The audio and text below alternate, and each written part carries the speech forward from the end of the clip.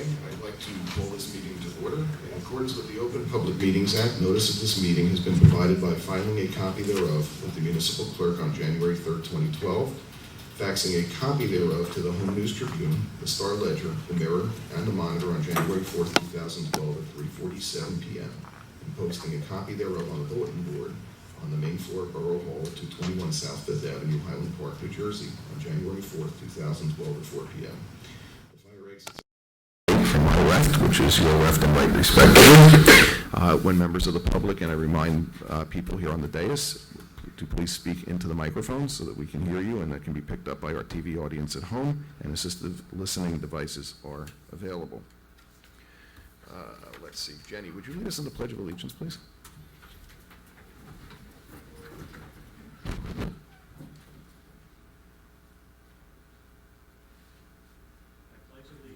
To the flag of the United States of America, and to the republic for which it stands, one nation, under God, indivisible, with liberty and justice for all. That was pretty cool.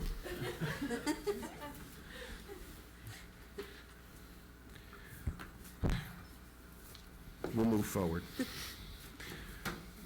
Clerk, would you call the roll, please? Mayor Meekoff, Here? Councilwoman Brill Mittler, Here. Councilman Erickson, Here. Councilwoman Foster Dublin, Councilman Millay, Here. Councilman Morris, Councilwoman Welkowitz, Here. Borough Attorney Schmier, Here. Borough Administrator Kovac. Here. Okay, I see Paul Linares is here from Main Street. Paul, would you Good evening. please give us a Main Street minute? Main Street 32nd, I think. Or I can have, if there's time for questions, I can take that as well. But very quickly, just a couple quick things. One, we've officially moved. So we are now living at 212 Raritan, at the old Nighthawk bookstore. And we're going to have a grand opening first week of June, so stay tuned. Everyone will be invited. And secondly, this is a big week for us. We have a planting day scheduled for Saturday and a 5K race in our street fair scheduled for Sunday. So I expect to see everybody there. I know Jenny Chapman will be there. And that's it. If anyone has any questions, I'll be happy to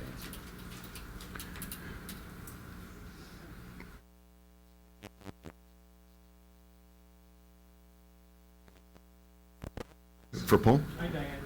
Please, Diane, go ahead. Whatever's easiest for you. Paul? Can you help us out? Great. Hi, Diane Feldman, North 4th Avenue, Mike.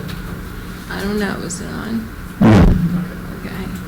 I have a couple questions about Main Street and the street design. I know that Main Street has moved into a location that is currently not wheelchair accessible. It's also going to be difficult, I think, for people who have mobility problems to get up that walkway into the building. And I'd like to know what's being done to address those issues. Is that it? Okay, should I answer that first? Yeah. I won't remember. We spoke about this last month, and in the interim, we have brought it up at the board, and we referred it to namely to our attorney, who is working out, the measurements, and he's going to report back to us hopefully tomorrow night. We have our board meeting tomorrow. First question. Second question. So is it safe to say that the grand opening will not be wheelchair accessible? I think it is safe to say. And what is being done to accommodate the public that can't get into the building? What is being done to move the festivity or whatever to a location, whether it be outside there or someplace else, that everyone can participate? Okay, did everyone hear the question? We are anticipating an outdoor arrangement.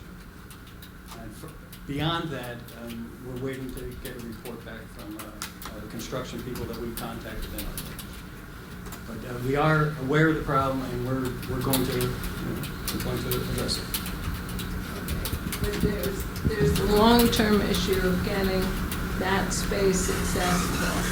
There's the short-term issue of a grand opening celebration for your new facilities. And I would just like to ask that there be specific thought made so that people who can't make it into the building can still participate. Yes, and thank you for that. And we will address it tomorrow night. And in the event of rain, then we will make accommodations. And as soon as I know something, I'll call you. Is everyone okay with that? More? We're good. Hey. My second question is about the plantings along, specifically the side streets, not so much the trees along Raritan Avenue, but there are some larger gardens or rain gardens, I don't know exactly what the terminology is, that are specifically the ones on South 4th. And I know I had asked the question of, a couple other people, maybe not you, Paul, about safety with those rain gardens. And I was told that the level of the soil would be brought up to the level of the sidewalk so that no one would really fall into those. Now,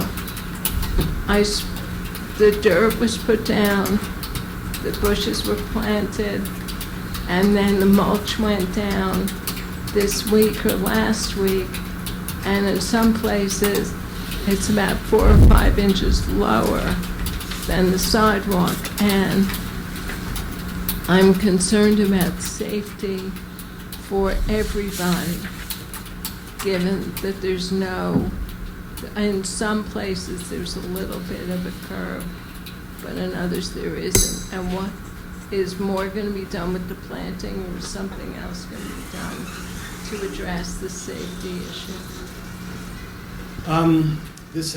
I've gotten, well, let's put it this way. I stopped counting at about 50 phone calls for the exact same question.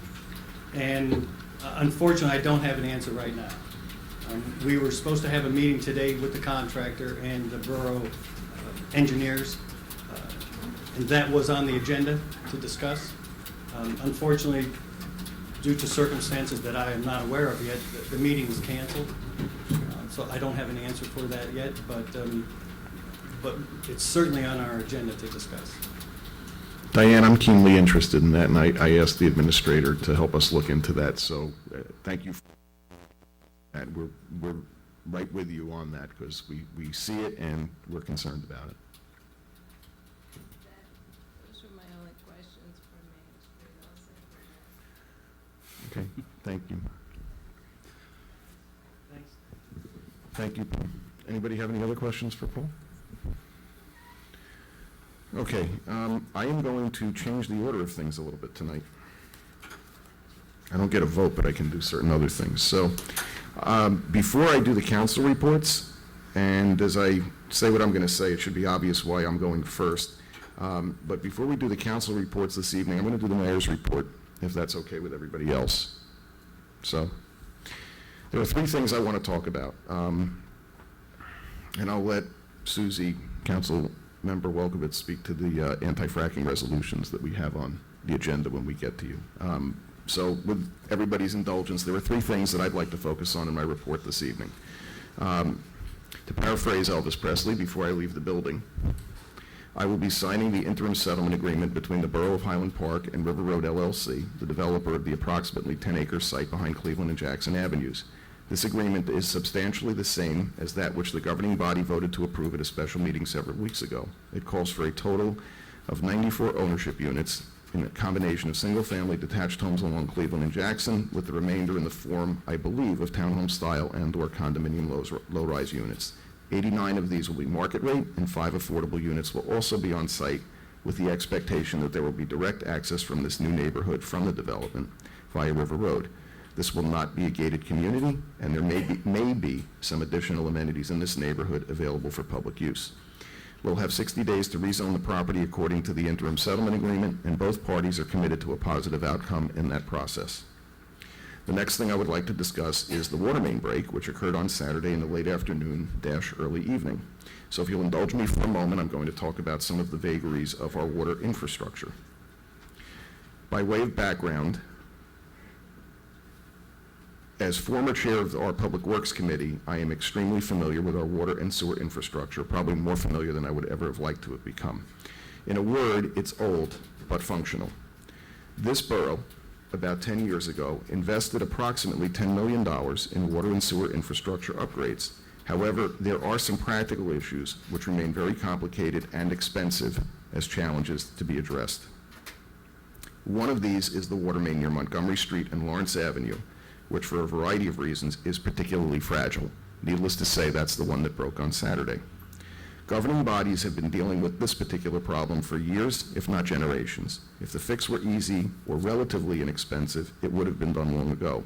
However, as part of the water line upgrade project, this particular section of our water main, notwithstanding this break, has been somewhat more stable with these improvements. As part of that process, we added a valve system which enables a faster restoration of water service throughout the community. The downside to this, if there is one, as we saw on Saturday, is that when we have a major break, boiling water for consumption can sometimes become a necessity. Now, initially, there was a post on the Highland Park Facebook page that directed people to call the police non-emergency number for information. You probably won't see a post like that again because our police department lines need to be open to address other potential issues. It's not that we don't want you to call the police if you need to. It's that so many people called the police to get information about this particular problem that it could have created other complications for those that had to call 911. I take full responsibility for allowing that post, and it should not have happened. In the future, if you don't have water service, and your neighbors don't, if you don't have an emergency, please try to avoid an immediate call to the police, unless you in fact have an emergency. Had a 911 call come in with a true emergency, the dispatchers on duty might not have been able to field it on a timely basis. Now, without being overly specific, many things were happening when we first received word of the water main break. Our fire department has a mutual aid agreement to activate the enablement of a tanker truck from another community to be rushed to Highland Park to protect us in case of a fire. Our water department is dispatched to the scene to assess the damage, determine the scope of the break, and begin the process of repair, thereby restoring water flow and appropriate pressure throughout the borough. This is done in coordination with the private company that actually supplies our water. If necessary, our emergency management team is engaged to ensure that our first responders are aware of the situation and can assist us as necessary. Communications with members of the governing body, initially me and Borough Council President Bill Mittler, would then be notified, and in fact were, and provided with a status. And we provide any appropriate direction and consultation with our professionals and outside experts as necessary. The county health department comes to the scene and begins testing the water to determine if precautions such as a water boil advisory are indicated. They make that decision and inform us. That's the way the law reads. So they inform us, and then we're required to notify the residents using a very specific set of guidelines and very precise language. So all of that happening on Saturday afternoon, so that we could then accurately communicate with you about what was happening and what to do about it. Do I wish we could do this faster? Yes. Do I wish we had more means of communication at our disposal? Yes, and we'll get there. But as you can see, there are many different aspects to this. Some we control and some we don't. Our policy is to communicate accurate information as soon as we possibly can. And if someone has a bona fide emergency, we obviously want that person to dial 911. Otherwise, we want to be able to communicate with you, hopefully on a proactive basis and on a timely basis. So that's our desire, is to get this information to you as accurately and as quickly as possible. Currently, we use the following media to communicate with you, and these are evolving and being revised for additional capabilities as appropriate. We utilize our reverse 911 phone messaging system, Highland Park Television, the Nixle text messaging and email system, and if you haven't yet signed up, I would encourage you to do so, and the borough website. I am aware, as many of you are, that we were slow, candidly, to update our site to reflect the water main break and water boil advisory. I apologize. We had a technical issue and we fixed it yesterday. We know what that problem is, and we don't expect a similar problem in the future. So the website is a trusted resource that you should be able to use and rely on as well. We also notified the Home News, News 12, WCTC, the Star Ledger, NJ.com, and NJ 101.5. Please realize that it's up to those media if they choose to share the information that we released to them. It's been suggested that we use the Main Street Highland Park email list. We may well do that in the future. That could be advantageous, and we'll explore that. We will continue to seek the appropriate use of Facebook and possibly Twitter in the future as well to communicate with you. But we're evolving our communication tools, and I want to be sure that we get these things right. One of my desires is to add a voicemail box which residents could dial as a supplement to our other forms of communication, which would allow us to provide you with the information you seek without necessarily creating a traffic jam on the phone line. So therefore, we would promote a number, you could call a voicemail box, and you would be able to get the information that you want as we're able to update it in addition to the other sources of communication I'm describing. As you can tell from the messages you've received over the past few days, we do intend to keep you updated as best we can, even if it's that we don't know anything more than to say that this remains the current, whatever this is, remains the current status of the situation. The reason it took a few days to remove the water boil advisory is because this was a particularly severe break, and the county health department tests water samples daily and must be confident that they can ensure the safety of our water supply prior to removing the advisory. I've done an initial debrief with our administrator and appropriate department heads and told them that I believe that although I think we did as good as we possibly could under the circumstances, it was a tremendous effort to try to get a lot of things done in a short period of time to be responsive to the borough. That I would still like them to further review how we deal with these future situations with the appropriate council liaisons, our Office of Emergency Management, and department heads, potentially simulating power outages, major rain or snowstorms with fallen trees, and water main breaks, the kinds of naturally occurring conditions that could potentially wreak havoc on our utilities, and use those learnings as an opportunity to identify operational and communication improvements. So, in the process of continuous improvement and enhancement, I'm glad to remind you that the water boil advisory has been lifted in case you hadn't already heard, and please enjoy our most precious resource, water. And we'll continue looking at ways in the meantime of how we can enhance and better anticipate as well as respond to and communicate with you urgent and emergent situations. If something like this occurs again, we're committed to communicating with you as rapidly as possible once we have accurate information and any necessary special instructions. The last thing I'd like to talk about is what I think is probably of interest to most of you that are here this evening, and that's the application that is before the Planning Board this Thursday evening. I have a number of comments I'd like to make, but let me start this way. First, thank you for the many thoughtful and incisive messages you have shared with us, and in particular with Councilman Millay and me. This is obviously a very important issue to Highland Park, so I want to dwell on this topic for a couple of minutes. I'm happy to entertain public discussion on this issue, but I have a few thoughts I want to share first. The first is that this governing body has a limited, if any role, really no role per se, in the status of the current application before the Planning Board. So it's crucial that what you communicated to us be communicated to the Planning Board. That's the forum where I would urge you to be sure that you're on the record in the short term. They'll be holding a public hearing on this matter this coming Thursday, and from a practical perspective, they are the body that's empowered to address the traffic safety and other concerns that you've expressed so thoughtfully and graciously in terms of this application. What I'm going to do, just from a pragmatic perspective for this evening, management of this evening's discussion, is reserve comments for the 7-11, if you have them, to the second of our two public discussions. This way, others that have other issues that they'd like to have brought forth before the council can do so during the first public discussion. When you address your comments on this issue, please address them to me, and I will answer or ask one of the members of the governing body or attorney, Ed Schmier, to do so. The reason I'm asking this, forgive me, Pedrick, Councilman Millay is a member of the Planning Board, and I don't want him, or for that matter, any of the governing body members to make any comments which could be later deemed prejudicial, which would undermine the very things that you're trying to protect. By way of background, this is not an endorsement, just an explanation.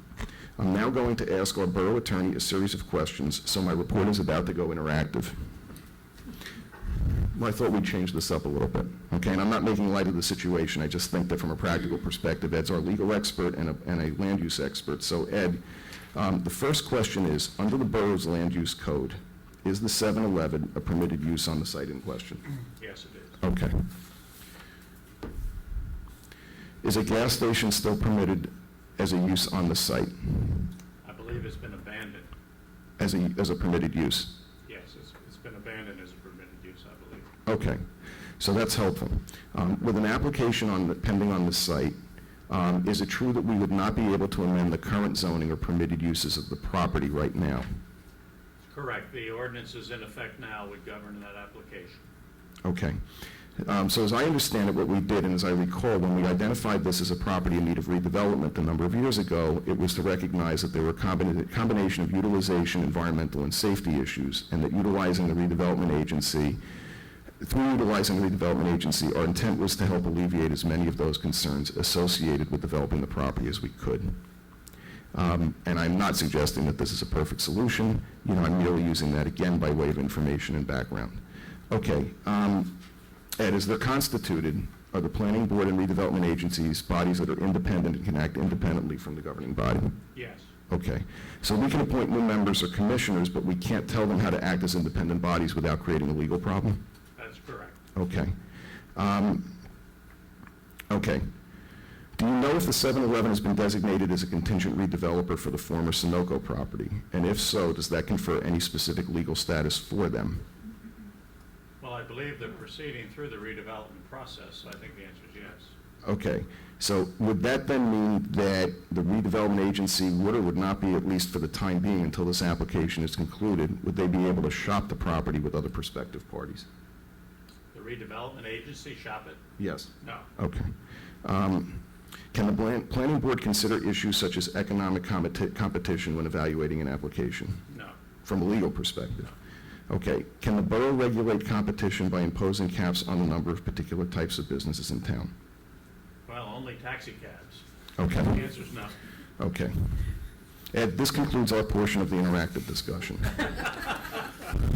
All right, so I understand that it's very frustrating to hear what you just heard, and I didn't say that because I'm trying to frustrate you or I'm trying to anger you. I'm just trying to help facilitate a discussion. What I want to assure you of is that we hear you. This governing body is very sensitive to the desire for a broader and deeper discussion about what our downtown should look like and what we as a community envision for our borough. Almost 10 years ago, we went through this communal conversation as part of the review and update of our master plan, and shortly thereafter, we also launched a redevelopment agency. It was to help us market our downtown and to do it in a very specific way, as it looked like we had some interesting projects from external developers that began to come our way. However, the economy then tanked and funding sources evaporated. I know there are some of you that have written to say that's changing. I'm not here to dispute that. I'm just not sure, as you probably heard from some of us, that the governing body's position today is really that it can address the specifics of this particular 7-Eleven application. That's the role of the planning board. With that said, it's clear that it's time for a process of reevaluation to begin. Candidly, the Economic Development Committee of the Council had already begun some very conceptual discussions related to revisiting and re-envisioning our economic development and land use strategies. So, under Councilman Millay's able leadership, now that he's got so much time on his hands, I'm going to ask that same Economic Development Committee of the Council to undertake a conversation with the Planning Board to develop a process that will enable a robust communal discussion of our land use issues and opportunities, one that reflects where we are as a borough and informs our economic development strategy. If we need professional facilitators to help us, I believe that would be a wise investment that will pay dividends far into the future. So, it may be that some of the comments that you'll make based on what I've shared might be more productive at the planning board. If not, we certainly want to hear them shortly because they could be beneficial now, but it would also be very useful for that conversation to take place, I hope, in the very near future when we'll be better positioned to gather your feedback on a systematic basis and with the appropriate people present that can help us synthesize and develop a true plan that represents the very best of what Highland Park is all about now, a plan of action that will be based on our collective input. So, that's my report for this evening. And now I'd like to, I guess, start with Councilmember Foster Dublin, if you will, if you have a report for us this evening. On this coming Thursday, the group Live Department of Community Service will be sponsoring a basketball game in conjunction with the Live group, and it's going to be Highland Park versus Franklin, more of a community service sharing kind of thing. So anyone who's interested is going to be at the high school, and we encourage people to come out. The proceeds, there's going to be a small contribution of $5. Or if you can't do a contribution of $5, we're encouraged to bring household items such as canned goods, peanut butter, cereal, and any kind of canned products that you may have, and the proceeds will go to the food pantry and along with Ronald McDonald House in New Brunswick. So we're asking the community to come out to support both worthy causes. Thank you. Councilmember Wolkowitz. Thank you, Mayor. Yes, I have a couple of things. On street fair, right? Okay, 5K run in the morning, and then street fair on Sunday. Please, everybody come out. We're going to have a great time. And one thing that we're going to kick off and announce, well, I guess I'm announcing it here, are some Highland Park home improvement initiatives. And we have 2 new programs that will be rolling out. And following the street fair on May 24th, we're having a presentation for these that will be held at the Senior Center. That's Thursday evening, the 24th. These are 2 home improvement initiatives that are income, they go by income guidelines. For low and moderate income households, we're rolling out the Highland Park Home Improvement Plan that will help people that fall into those guidelines improve their homes. These improvements will go towards the municipality's low-income housing obligation as dictated by the state. The second program is New Jersey Comfort Partners, which is through PSE&G and is fully funded, and this is for low-income households. And it's for upgrades to your homes that are based on energy efficiency. We encourage everybody to pick up the brochures at the street fair, sign up, get some more information. We'll have websites and phone numbers available, and come to our presentation on the 24th. Please spread the word. These home improvements, although they're income restricted, they really help the entire borough. Because if your neighbor's home is upgraded, it improves your property values as well. And think about it also that this goes hand in hand too with our It's in Our Power program. So we really do have a program for every household out there. Yes, May I ask Councilperson Welkowitz a question? please do so. Councilperson Welkowitz, could you please give us an idea of where the income ranges are? Because I know I personally was a little surprised about what qualifies for the programs. Thank you. That's a great question. Yeah, that actually puts this into, makes it a little bit more understandable.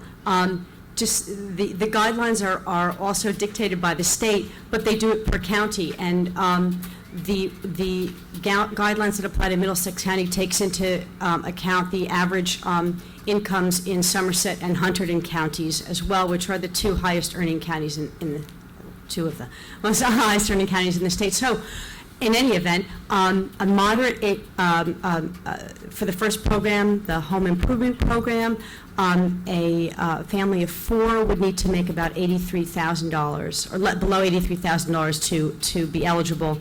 And for the lower income program, that's by PSE&G, a family of 4 would need to make about below $63,000. So we think those are pretty high incomes considering their state averages and fall, they're named low and moderate income. Does that help? Thank you. Yes, did that answer your Mayor, I question? have one more thing to add, which I omitted. Please. Thank you, Susie, for reminding me about the street fair. That was important. But along with low income and economic development. On June 9th, at the high school, there's going to be a program called STEM, and it's a building block for students who are struggling with learning and students who are struggling with math and learning basic skills. That there's this Highland Park High School received this grant, and the grant is using Legos to help kids understand and learn better. More information is going to be sent out, but I was asked to mention this, and I totally forgot, but because it's such an important program, I wanted us to let everyone know that on June 9th at the high school, this program is going to be down there, so you can bring the family, bring the kids out. Thank you. Thank you.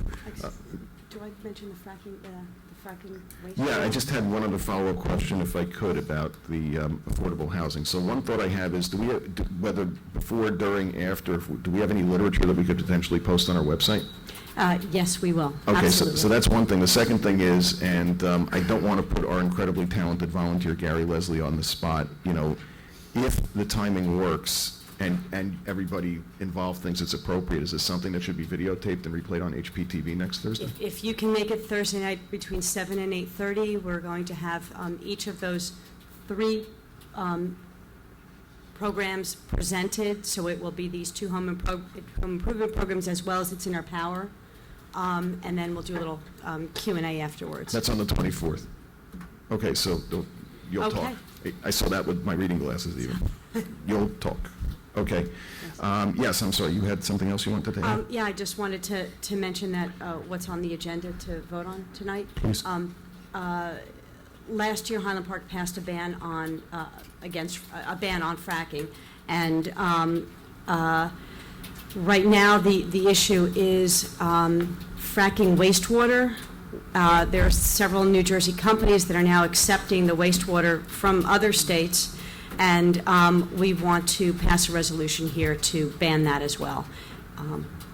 And there's some people here that can speak much better about this than I. I think they'll have an opportunity before the vote. So Absolutely. thank you. Thank you. Councilman Millay? Thanks, Gary. Well, since Mayor Minkoff covered the issues that I was going to cover. Sorry about that. No,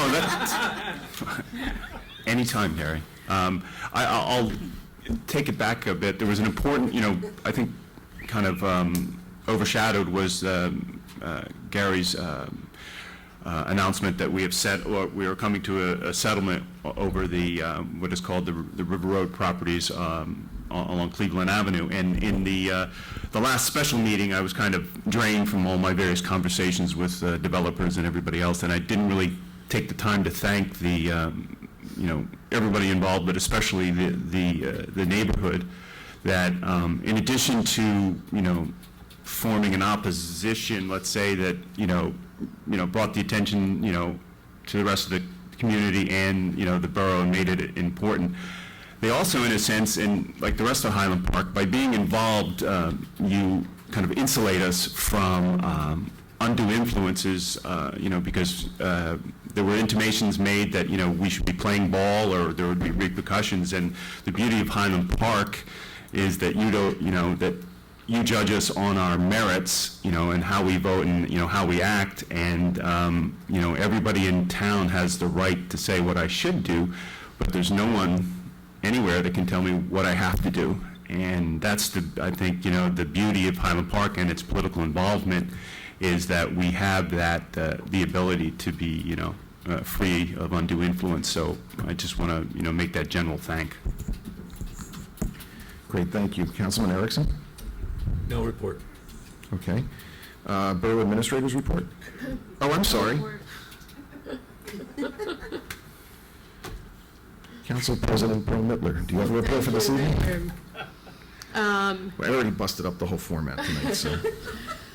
We will be voting this evening on some resolutions, and I wanted to point out a couple of them that will be discussed. We completed some very successful labor negotiations with our Council 7 and PBA, and I want to, for the next couple of years, And I would like to thank our borough administrator and our labor attorney for all their work on this. And I'd also like to thank the union members involved, because I think we came to some very good conclusions, which Kathy, you did a phenomenal job. And just one other quick thing. Having a business in Highland Park, I have the advantage of having some of our high school students come and intern for me. And I've been working throughout the year with the DECA group, this is a group of students at the high school who want to learn more about business. They don't get enough publicity for all their wonderful accomplishments, but several of the teams were out in Utah last week or the week before for an international competition, and one of our teams actually won second prize in this international competition. There were students from all over the world competing, and I just want you all to know what a great job our schools are doing with our students, particularly at the high school and these business programs. So congratulations to all our DECA students. That's fantastic. Thank you. That's excellent news. Thank you. May I turn to the Borough Administrator? Thank you. Borough Administrator, do you have a report? No, I don't, Mayor. Okay. Borough Attorney Schmier, And no report. were you out before, did I?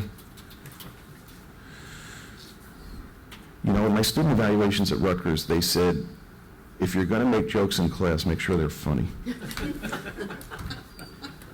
I was devastated. Okay, so if you'll all honor my request, I'm happy to honor whatever we possibly can through our two public discussions. And this first one I'm going to ask, just one second, is everybody who wants to speak about the 7-Eleven okay? We'll do that in the second one? Yes? Good, thank you, I appreciate it. Okay, so with that, the non-7-Eleven public discussion for tonight only. Yes, would you please come to the microphone and give us your name and address?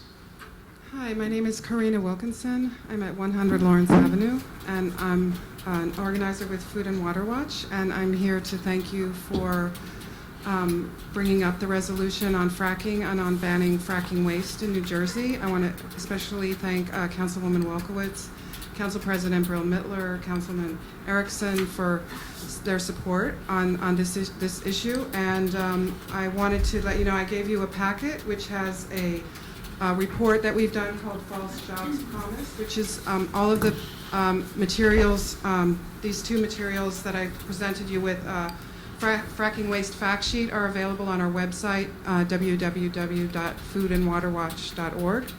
I also have a little half sheet that has numbers to call the legislature with specific information about the fracking waste issue. So we've been researching, we have staff in our DC office who've been researching the wastewater that's come in and the waste that's been coming into landfills in Carteret and Kearney.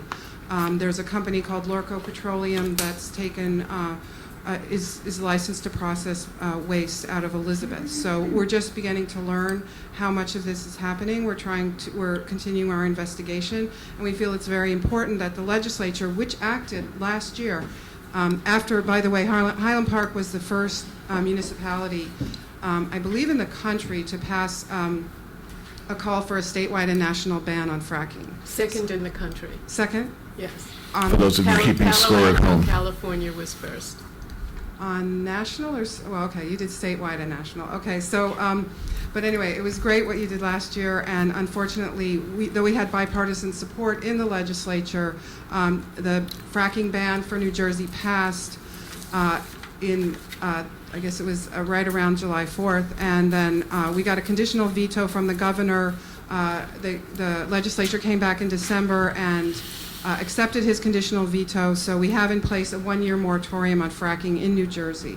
We know that they're starting with Pennsylvania. They want to go into New York. The shale formations that they're fracking, you know, this is a process where they slam chemicals and sand and millions of gallons of water into a rock formation, blast it open and bring up the methane gas. And there's all kinds of problems which you can read about on our website in all over Pennsylvania. And our shale in New Jersey is 2 miles down, not 1 mile down. So it's going to be a while before they come after us. But we're hoping, we have a bill introduced both in the Senate and the Assembly to go again for the ban for New Jersey.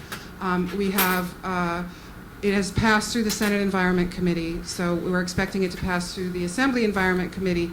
We shouldn't have too much trouble getting the ban passed. The question is whether times have changed enough for Governor Christie to not veto a legislative ban, or if we can manage to muster the votes for an override. So we have basically throughout the session until a year from January to get that done, but we'd like to get it done before this moratorium expires in early January 2013. The waste bill is crucial. We already have the waste being processed here. What we'd like to say about fracking in Pennsylvania, fracking in the Delaware Basin, is its only downside for New Jersey. So it's really just fantastic that you're willing to take this step. And once you pass this resolution, your voice will be to our legislators and to Governor Christie through the official, through the clerk, through the official channels. But this call-in sheet allows you to also call. We have 800 numbers for people to call. People in the audience can call. My contact info is here if you have any questions. I'm asking you also to reach out personally to the leadership in both the Senate and the Assembly. We have petitions going around. We're almost to 2,000 signatures from New Jerseyans asking the legislature to ban fracking waste in New Jersey. So thank you very much. Thank you. As always, we're very grateful for your efforts, Karina. My name's Elizabeth Nelson, and I'm a resident of Franklin Township in Somerset. And thanks to the support of Food and Water Watch and Karina, actually, we did manage to pass 2 ban fracking municipal resolutions in my town, and the most recent one included much more information about the threat of accepting fracking waste. So I want to thank the township tonight for considering this issue, and I hope that you will keep it front and center in your radar. Thank you. Thank you.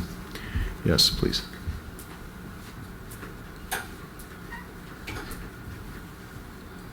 Hi, my name is Yao Mao, and I'm living in Donaldson Street. I heard of the news talking about this building construction along the River Road, and I briefly read that it's going to be 94 units or something like that. And I would want to know, of these 94 units, is there any affordable housing included or not? Because Yes, 5 on-site affordable units. Okay. As I mentioned in my earlier remarks, 89 market rate, 5 affordable. Okay. So among these for low-income or moderate-income families, affordable housing, is that open to public application or just for for people who are already on a listing in Highland Park Bureau? It's open to the general public. It's not just people in Highland Park. There'll be a process where you can apply. There'll be 3 low-income, 2 moderate-income, and once they're built, they'll market those to everyone. Okay. So that process has not begun anyway yet, right? Just very early stage, not see anything you can apply now, or? Well, there's really nobody to apply to yet. In other words, the developer has to build them. Then the developer will have to come up with a marketing plan, which we will approve. It'll be in the newspaper, and it'll be on the website, and then you'll get an application, and then if one qualifies, you get on a list, and then they will, if there are a lot of people, they'll pull names. If not, they'll give you a call. Okay. So do you have any estimated time span from now on, say 1 year later or half a year later, if you can apply for that? I would think to get through the development process, to go through the planning board, to get your permits and build it, you're probably looking at 2 years. Okay, thank you very much. Other questions? Yes, please. I'm David Hughes. I live at 330 South 3rd Avenue. I didn't realize that this fracking issue was about the wastewater, so let me just say a word about the Safe Water Drinking Act.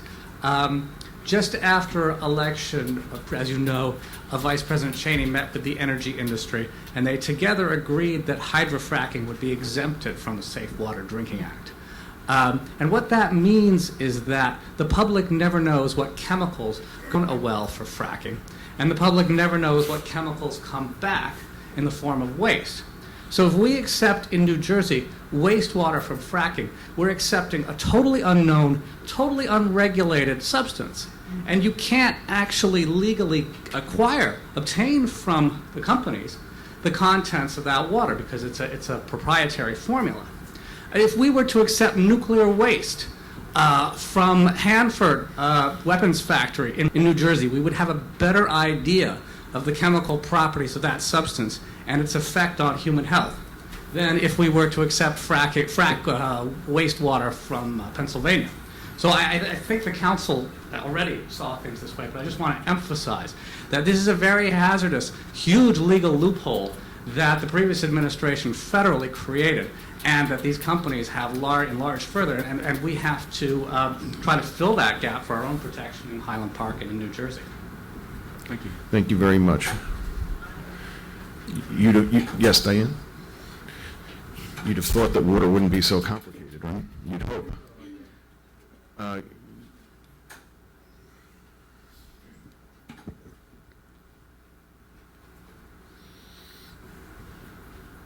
Diane Feldman again. I know that with the reworking of the sidewalks, we've added a lot of bike racks downtown. But I'd like to ask that you consider putting a bike rack in the front of Borough Hall. I don't believe that there is one. The only place that people can lock their bikes right now is on the railing of the handicap ramp, which kind of defeats the purpose. So if you could just put that on your list of things that would be nice to have. Thanks. That's a great suggestion. Thank you.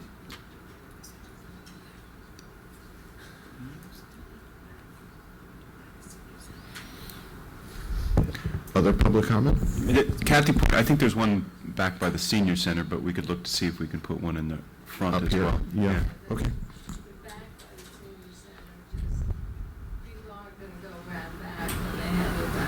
Okay.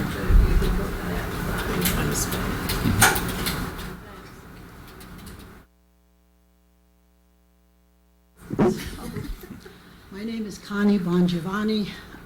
I live in Highland Park at 1623 Central Avenue for the last 51 years.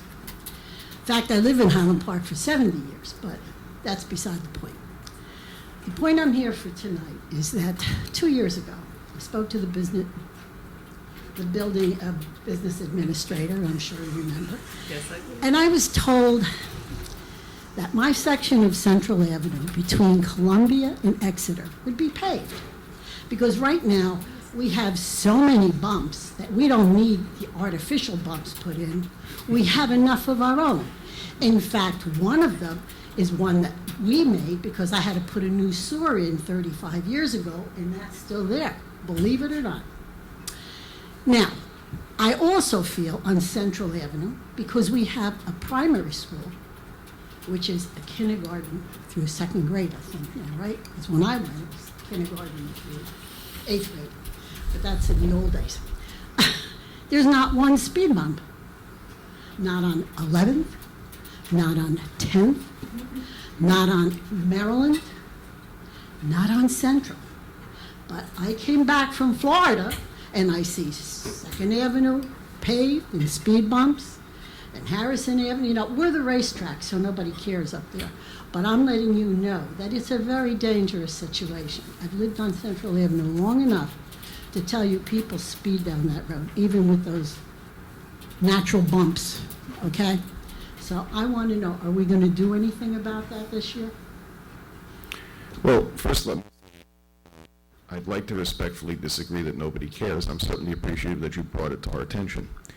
Having said that, as I understand it, and I don't know where Central is on the list or is not, hopefully it's on the list. Can you speak to that? Yes, I can. please. When I was first approached about Central Avenue, that was one of the roads that was submitted to the DOT for a grant because it's a large road. And that's when we initially started talking. And I told you it was on the list and submitted. That's when the DOT rejected our That was application. 2 years ago. That's correct. So this year, well, they're always a year behind too, by the way. This year, we have Central Avenue is the #1 road on our list, and we have already contacted Edison, who we do a shared services agreement with. And my understanding is our Department of Public Works has already measured the road, and we have submitted to Edison to give us a price so we can move forward with paving of Central and other roads in the borough. The problem with dealing with the shared services, it will be done this year, but I can't tell you when. We are at the mercy of their schedule, and they tell us when they're free to come and do it. And we do this because it's a less expensive way of paying for it. Are you considering putting speed bumps?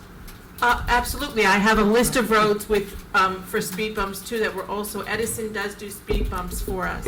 The county we also go through, but they won't do speed bumps.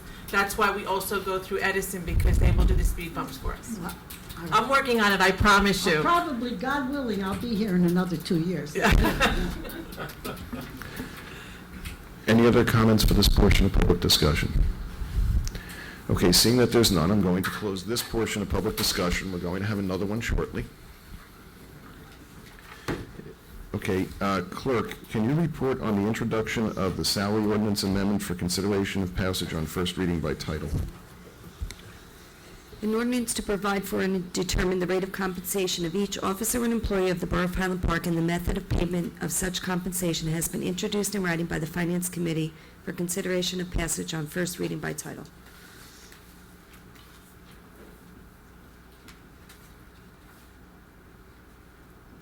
Oh, I'm sorry. Can I have a motion to adopt So or moved. reject? Okay. Second. You didn't even know what I was going to ask for a motion for. I'm reading. Okay. Can I have a roll call vote, please? Councilwoman Brill Mittler? Yes. Councilman Erickson? Yes. Councilwoman Foster Dublin? Yes. Councilman Malay? Yes. Councilwoman Welkowitz? Yes. Okay, we're up to our consent agenda. Separate. Yes, I believe we need a motion to separate one of these items. Can I have a motion? I have a, Motion to separate item 21 from the consent agenda? Okay. Second? Do we need a vote on that? Just all in favor? Oh, okay, all in favor? Aye. That sounds like it passed. Okay. No, it didn't pass. I'm going to pretend I didn't hear that. Okay.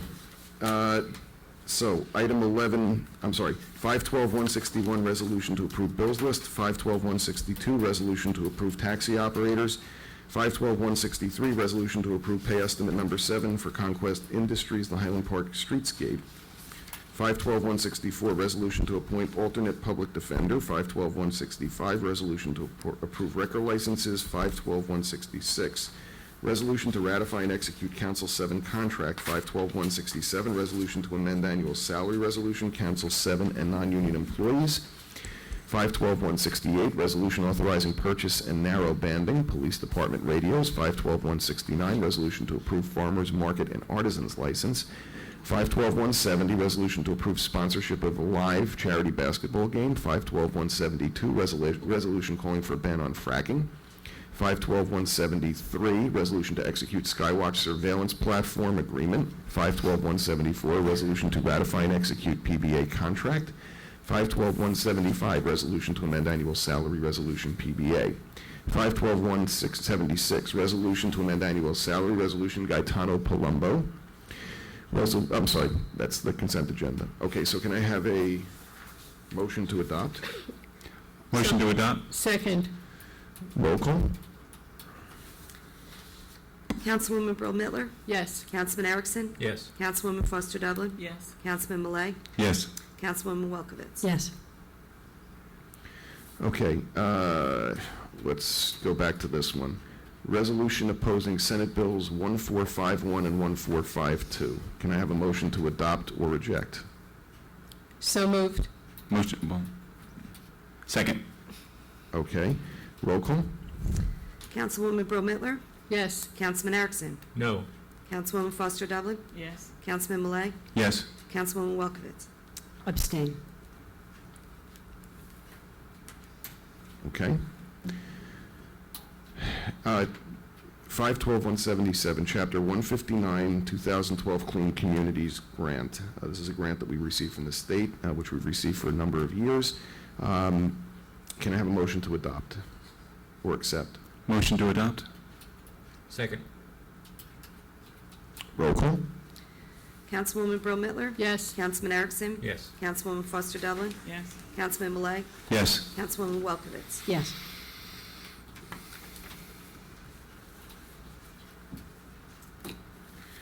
Okay. Mayor Minkoff appoints the following to the Recreation Advisory Committee. Gary Potts. Can I have a motion to confirm? Motion to confirm? Second? Can I have a roll call? Councilwoman Brill Mittler? Yes. Councilman Erickson? Yes. Councilwoman Foster Dublin? Yes. Councilman Malay? Yes. Councilwoman Welkowitz? Yes. Okay. That brings us to our second public discussion. I'd like to focus this for those that are interested, and I assume there are people who would like to talk about the 7-Eleven issue. So how many of you would like to speak, just so I can get a sense of, okay, I mean, that's perfectly fine. Usually we do this in about 15 minutes, 5-minute limit per person the first time through. If we need a little bit more, we can certainly do that. However you folks want to sort yourselves out. I also just want to comment, I was not being facetious, insensitive, or disrespectful to anybody's point of view. We really value this, and I think this is a very, very important process. So I'm glad you're here, and I'm glad that we're having this conversation. Randy, would you like to join us at the microphone? Okay, please give us your name and address, please. I'm Randy Solomon, and I live at 331 Felton Avenue. And thanks, Mayor and Council. And it gets late, and so I appreciate your service just generally, and I knew I couldn't do it. And I appreciated your attempt to provide some clarity, and I'd sent you all a letter kind of expressing my opposition to the proposed site, so I'm not just going to reiterate what I had said, but I wanted to try to add to the clarifications. I'd like to request a clarification of Council's role in this process. I did just happen to be perusing the municipal land use law, as I sometimes do, and have you considered a wife? Yeah, and that was a joke. I normally don't peruse the municipal land use law. It was just, actually, it happened to me because of this case. But and it does note that, generally speaking, creates a role for council to overturn a decision by an appointed board on a variance. It notes that there's a 10-day period from the decision when someone can make an appeal to the council. It also notes that there can be ordinances that define that role specifically for each individual municipality. So given the timeliness of this, I'm requesting that council enjoin whatever staff are needed, presumably the borough attorney, to clarify its role and make that public so we know. I think you at least ought to know, and there ought to be clarity about what your role is. Good point. Okay. The next one is... I'm sorry, Randy, do you want us to answer that now? Sure. Yeah. Do you want to answer that now? Well, as the mayor indicated, the process now moves through the land use process to the planning board. So there will be a hearing held before the planning board about the recommendations from the redevelopment group about this plan. When that plan is voted upon, the plan will be considered, and either it will be approved or not approved, or approved with conditions. So I think the process would be for you and others who are interested to participate in that process to see what the conditions are, or if it's approved or disapproved. If it is approved, then you have a right to appeal that decision within a certain period of time, depending upon what type of approvals they receive. If they don't need a variance, but they get site plan approval, then you have 45 days to appeal that to court after they get their approval, after it's published in the newspaper. But I think we're getting ahead of ourselves. I think you really need to go to the planning board, participate in that process, and find out what decisions, if any, are made. And then if you're still not happy with that decision and you want some direction, come back, and then we can kind of handle that in real time. Okay. But I'm just, if I may interject, I think the interesting part of that was the ability of the council to overturn. I just wonder what your experience has been with that, because that's something I was not aware of. Well, I think you're talking about the appeal of the variance, the approval of the variance. Well, and I'd have to check our code, and honestly, I haven't lately, but the law does permit the appeal of an approval of a use variance to the council if it's provided for in the code. I don't think that's relevant here because we're not talking about a use variance, it's a permitted use. We're talking about a site plan, the layout and the use of the property. So I think it's more likely that it'll go through the planning process. If it is approved in the planning process, then the next meeting, the planning board adopts a resolution. The secretary publishes a notice in the newspaper, and you have 45 days to challenge that in Superior Court. I believe that's going to be the process, because I don't think it's going to involve a use variance approval or denial. So, Sure. only use variances can be overturned by council if provided by If ordinance. provided for by the local ordinance. And since I've been here, we haven't had any of those. We may not provide for that in our code, but I don't think it's really relevant to this application. For whatever it's worth, Randy, I was also going to say, I know that this came up once for a zoning board application, and I know that we definitely don't have that authority from the zoning board. I realize this is before the planning board, but for whatever that's worth. I'm sorry. Hang on one second. Did you want to ask a question now with the attorney? May I ask? Yeah, please. We're not going to let this eat into your time, Randy, don't I worry. appreciate it, thank you. Yeah, go ahead. Ed, you said after it passes the planning board, there's a 45-day period in which you said you can appeal it. Specifically, you being the residents or the public, or you being the council? Well, I initially meant any member of the public who was not happy with the decision, or members could gather. Oftentimes you'll get a citizens group that'll pull together and appeal that. It is possible for the council, since you're an independent agency within the local government, the council could actually appeal a decision of its own planning board. A little unusual, but that could be done. The council is standing to do that if you were to elect to do that. Thank you. Randy, please go ahead. I'm sorry. Thanks. On this vein, are there any different rules that govern appeals or process for the redevelopment commission also, which have been granted a number of variances to the redevelopment plan? No, it moves from there to the planning board. So your recourse is really with what the planning board does. Okay. All right. Thank you for that. The next issue is I just wanted to confirm what you said about the grandfathered use as a gas station, because the property's now been abandoned. Any new occupant of that site could not use it as a gas station. Was that the implication? Well, if it's truly been abandoned as a gas station for a period of time, then one would argue that that use is no longer permitted. If this approval was not allowed, I'm sure the owners of the site would indicate that if they could, they would like to return to the gas station use. That would have to be a decision made by our zoning officers to whether or not it was abandoned or not abandoned. But it appears from the station, it looks like it's been abandoned. I feel I should point out that I was advised by the council for the redevelopment agency that, that it is a possibility. So there may be contrasting views, and it may be a court battle, Right. So I just want to point that out as just as a basis of understanding. No, that's good, and I think it's important to try to clarify, because that's one of the main concerns that proponents of allowing this development to go through and granting the variances have. They're scared that if we don't, it could become a service station again. Hang on just one second. Is that something that can also be raised at the planning board, or that wouldn't be the place to get that clarified? Well, as Pedrick indicates, I mean, it's really a matter of proofs. In other words, for all intents and purposes, you look at the site, and a common reading of it would be it's been an abandoned gas station and it's being redeveloped.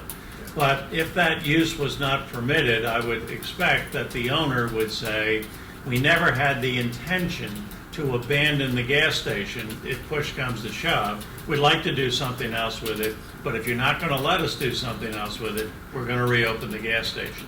And as Pedrick said, they would then present that, but not to the planning board this time. That really wouldn't be an issue for them to rule upon, because it's not really relevant. They're going to look at the redevelopment plan. Great, thank you. Can I ask another question? Ed, has Sunoco removed the underground tanks? I don't know the answer to that yet. Right, and I think that's something that certainly is going to come up at the planning board, in terms of the status of the environmentals. Alan, hang on, we'll do this in order. Randy, please continue. I also wanted to clarify what I think is a lot of the opposition, and certainly my opposition, is not that it's a use issue, it's a site plan and design issue, and that's what I think most people think goes against the intent of the redevelopment plan. It's an auto-oriented design, and it's seeking a number of variances, and apparently has been granted a number of variances by the Redevelopment Commission, seeking some more from the Planning Board, that are all pushing the balance of use more towards an auto-oriented plan than a walkable, sustainable plan. So that's the main objection. It's not that it's the use. I don't think anyone objects to selling cupcakes or Slurpees or food and knickknacks in town. If we didn't sell food and knickknacks in town, we wouldn't have any stores left. So the final issue is I wanted to make a note of the obligation of the Planning Board to approve variances, because it seems to me that the burden is on the applicant to prove that there's some reason to go against the existing rules on the books. They're seeking variances. The Planning Board can just say, we don't see any particular... I'm just, which variances are you referred to? Because the actual redevelopment plan, and I think this is important, that while they say there should be a reduction in curb cuts, there is not an absolute necessity to eliminate all curb cuts. So a curb cut in a proposed development plan is not a variance. It is, if it shows, like, and, which was, since I was part of these negotiations, I mean, the fact that we have, that they reduce the amount of curb cuts does, fulfill, so I just wanted to point out that the curb cut issue is not one of absolutes, in case that was the opinion. Now, you're perfectly right in saying, or having your opinion that it does, not fulfill our goals for a walking community, but I just wanted to, I want to make sure, and it's important, that whatever we do stands up in court. Sure. And that's important. So, whatever we go forward, whatever gets decisions, whatever actions the council, it has to be based on, the law and everything like that. And that's my main goal. Yes, I agree. And my point was specifically in the Planning Board, because there are a number of variances being requested of the Planning Board. I'm not as familiar with the Redevelopment Commission process and how it is enjoined to interpret the redevelopment plan and what those rules are. I would like to know more about those rules, and I feel like that's another general issue that I think, although I'm sure the town did everything by the book, most people are really just catching wind of this for the first time. So that's something that I don't know that the Planning Board can really consider, but I think you all should know about it. And I appreciated your comments that it's time to reinvigorate the discussion. So maybe you're doing all you can on that score. But, Randy, also, I just want to, I'm sorry. Yeah. I also just want to clarify, I know when I say things like this, it sounds defensive. It's not meant to sound defensive. It's just as a point of information. I said earlier, that communication is a process of continual improvement. I will say that the redevelopment agency does publicly advertise its meetings. All its meetings are public, so I know you're not suggesting that there's anything to the contrary that happened I'm here. sure you did it all by the book. Yeah, well, but I'm not saying and I know you're not saying this. Sometimes people say, well, you did it all by the book, but that can seem a little whatever. Here, if they weren't well attended, that's not a criticism. I'm just saying that at least I know that they were publicly noticed, and Councilman Millay has previously made a comment, which I think probably could be repeated here, and I think it's appropriate, is that originally there were a whole bunch of requests that were made as this negotiation was going on, and it wasn't like, well, here's 50 things that are important to us, go do them, in a way that was intended to be antagonistic. It was, well, if you could fulfill all of these things, this would be a starting point, and apparently, in relatively short order, they came back and more or less said, okay. Now, that doesn't mean that makes it a great plan or a bad plan or whatever. I'm just saying that, so I think what happened is, at some point, the process got very telescoped at the redevelopment agency, probably at the time it was least expected for that to happen. I think there was an expectation that was going to be a protracted conversation. So, in that context, I think it's safe to say that this wound up at the planning board perhaps sooner than some might have anticipated. Only in that context, not because the process was rushed. Yeah, just to, I had Diane Ray, who's our point person and serves as administrator for all the boards, draw up this kind of timeline.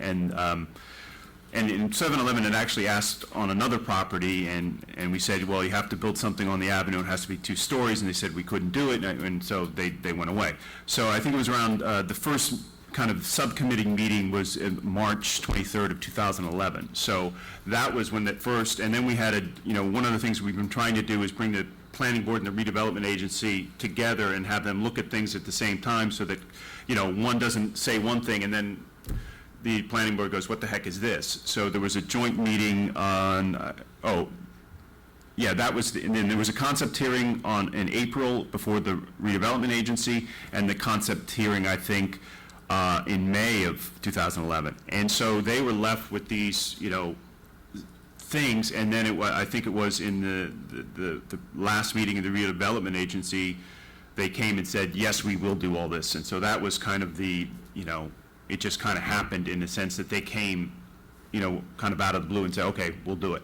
So that was the impetus. And I understand that, and I also assume that you probably didn't realize there'd be as much interest and opposition as there was. You probably we assumed it was, and we can. I think maybe at the planning board, or I'm not sure what would be the best form to discuss the merits or lack of merits, but I'll leave this time for the public. Okay. Anyway, to finish my point I was in the middle of, the obligation is on the applicant to prove that there's a hardship or that the variance will add to the common good. The planning board doesn't really need a reason to deny it, so it's not like the planning board is looking to deny this because it doesn't like economic competition or something like that. The planning board can just say, we see no good from this, and therefore we're just going to uphold our current rules. Right, I get that. And I appreciate that. What I was responding to earlier, candidly, is, somehow, people are copying me, which is fine, on, what's being posted on Facebook.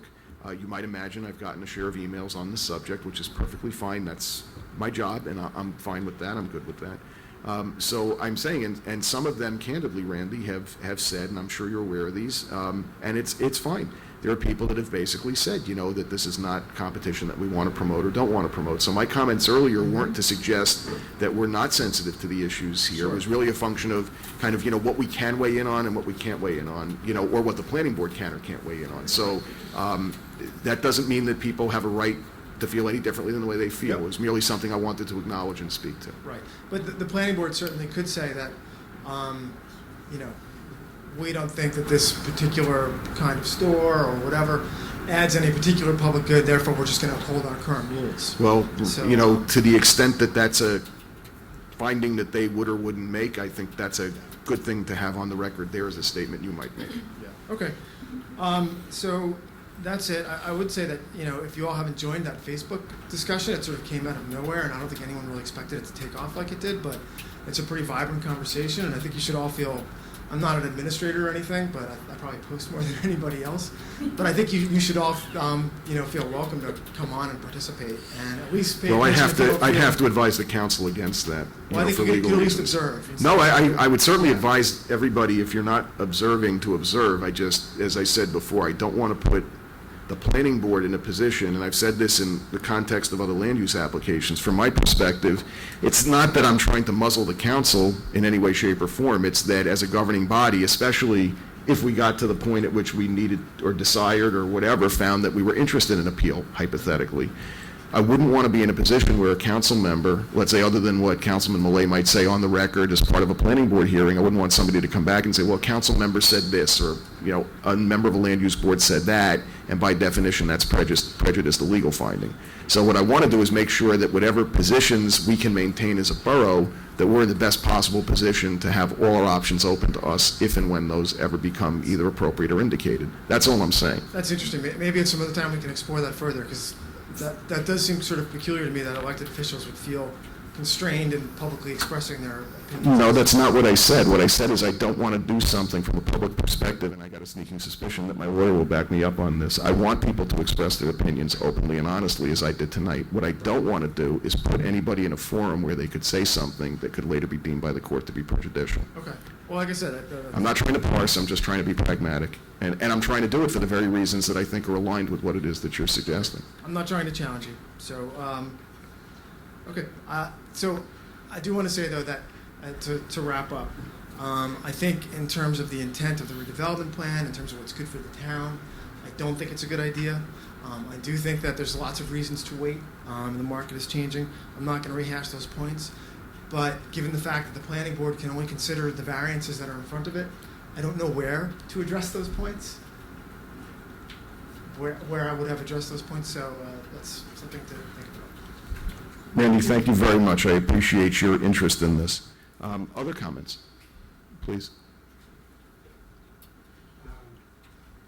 L. Williams, 319 Harrison Avenue, and also on the Environmental Commission and Planning Board.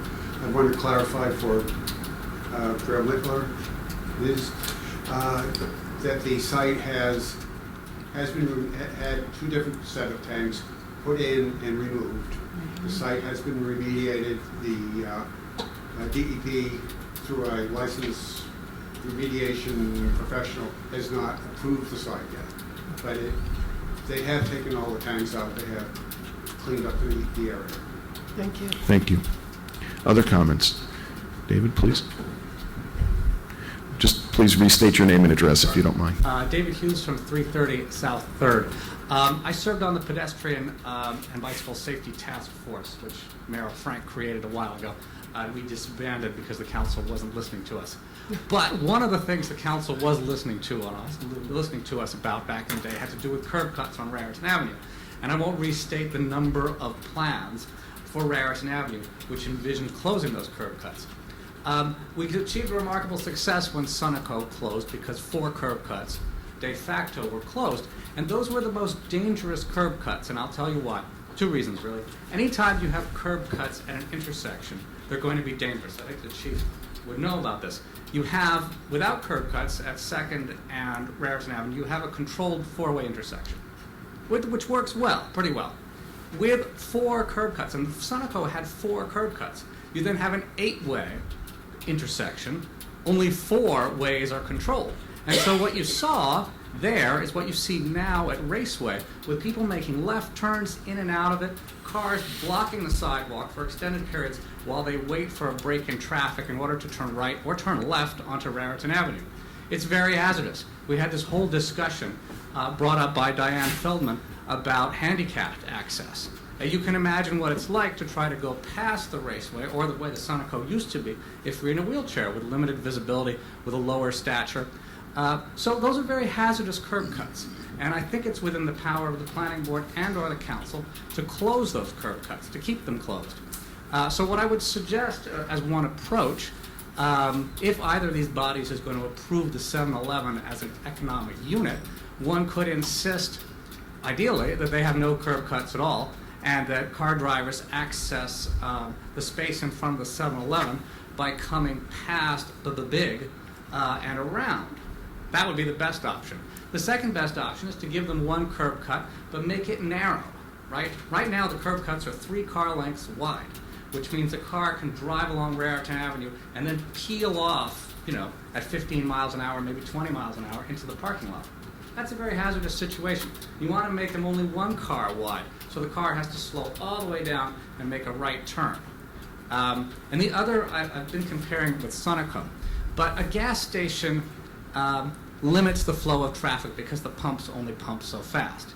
So you can't have everybody exiting a gas station at once. If you have something like 7-Eleven with curb cuts that will actually accommodate 12 vehicles, you can have a situation with a lot of cars exiting, going left and right, and cars coming in all at the same time. If this is allowed, it would be the most hazardous intersection for pedestrians in Highland Park by far. So I'd ask you to pay particular attention to curb cuts and to maintaining those curb cuts as closed and safe as they are now. Thank you. Thank you. Other comments? Yes, please. Well, okay. Okay. Yeah. Whatever you 2 work out is fine. We're all neighbors, so thank you very much for making this part of the evening. I know this was sort of... You have to tell us who you are. I'm sorry, I'm Jenny Chapman. I live at 123 Magnolia Street, and I own Over the Moon Toys and Through the Moon Gate, so I have a vested interest in what happens in the downtown for many reasons. And again, I want to thank you for making this part of the evening. I don't want to go over again what I wrote in my letter, which I'm sure you've all received at this point, and what some of the other people have said. It'll just be going over the same stuff. Thank you for your letter, by the way. I read it today. You're welcome. Thank you. I really we wanted to make you aware of what was going on and make it clear that there was an opposition, in case you didn't know. We know. We know, but we appreciate it. Again, like Randy said, feel free to use our forum as a source of information to get a feel for what's going on, but you can also reverse that. You can send us information. I know that you don't want it to seem like you're trying to persuade anybody or whatever, but you can send us information so that the public can be made aware by whatever means are available to you. If our attorney advises that we can communicate factual information that way, Absolutely. that's helpful. Because as you know, the public always feels uninformed. So anything you can do to, We have make governments, it more yes, governments have permanent potential in that area. I'd also like to say, going forward, I think this is a good learning experience to say that the redevelopment plan is a worthy document, and that we can stick with that because of the safety issues and the environmental issues and so on that I said in my letter. Okay. Thank you. Very much. Yes, thank you. Yes, please.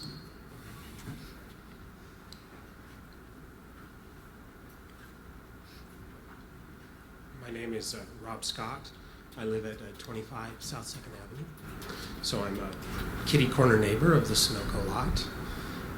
I guess a potential neighbor of whatever goes in there. And I just wanted to express my opposition to the proposed development.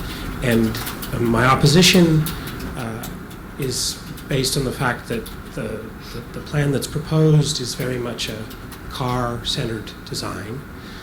I was very happy when the Sunoco closed, actually when it turned into a vacant lot, because I have 3 small children.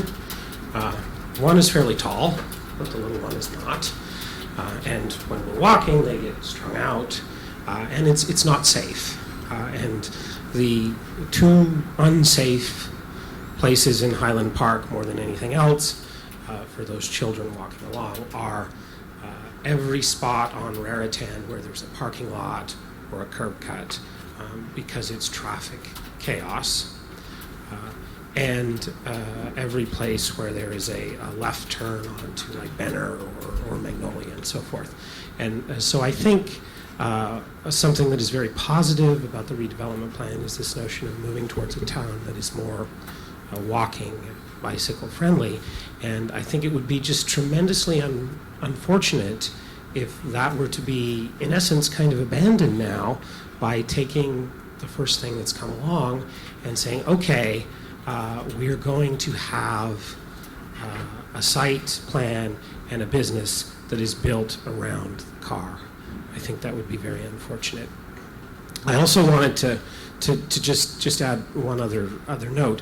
I think it is somewhat relevant what business is proposed for that spot, because I think that one of the reasons to grant a variance would be that somebody has proposed to come in and do a business that would be of tremendous inherent value to the town. Okay, so I speak not as a business person but just as a resident, as somebody who lives here. So if the business that was going to be there was going to fundamentally serve the people who live in this community, was going to bring us something that we need, then this is a reason for the planning board to say we can make an exception, we can give a variance.